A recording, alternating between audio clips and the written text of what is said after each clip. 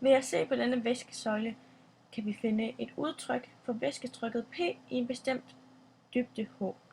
Væskesøjlen er påvirket af 3 kræfter.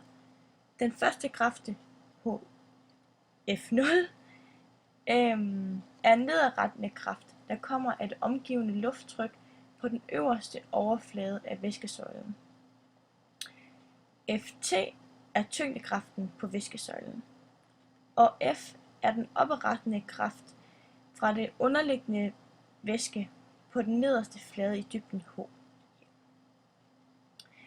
Da væskesøjlen er i hvile, gælder Newtons anden lov.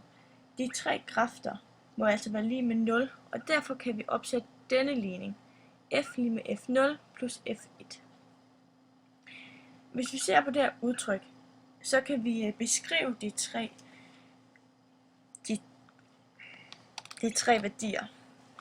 F0 kan vi beskrive ved F lig med P0 gange A. Det kan vi, fordi at den nedadrettende kraft F0 fra den omgivende luft på den øverste overflade af væskesøjlen.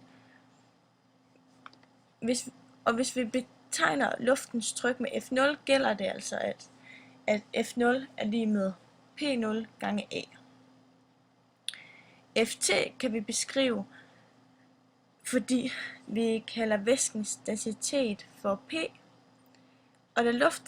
og da rumfanget af væskesøjlen er lig med H gange A, altså højden lig med tværsnittet, kan væskesøjlens masse væske skrives på den her måde. Og da Ft er lig med m væske gange g, hvor g er tyngdeaccelerationen, får vi altså, at Ft er lig med h gange a gange p gange g.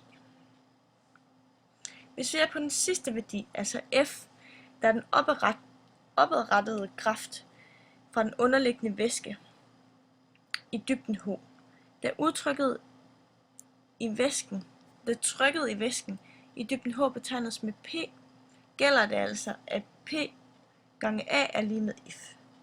Hvis vi så indsætter de 3 nye værdier for F0 og Ft og F, så får vi den nederste, denne formel.